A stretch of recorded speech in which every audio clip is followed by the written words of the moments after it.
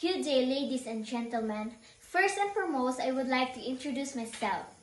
I am Razel Ann Mathos, and I'm here to show my manuscript speech about what I called anti-PDA.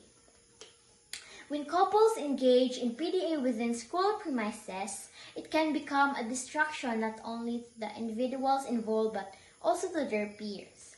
It is a common issue faced by many schools is the rise of public displays of affection or PDA among students, from holding hands and hugging to kissing in hallways and classrooms. Those actions have become more noticeable and concerning. The primary goal of going to school is to learn, not to engage in romantic relationship or display affection, publicity.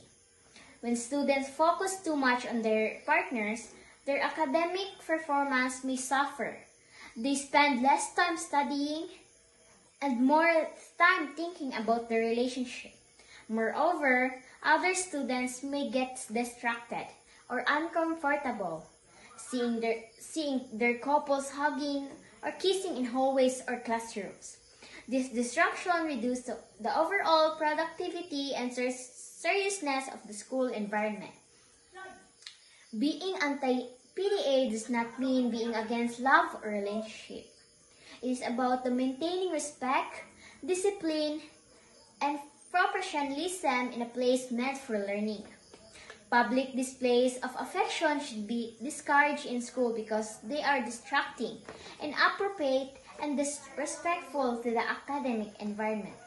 By practicing these values, we help create a more peaceful, respectful, and focused our school community.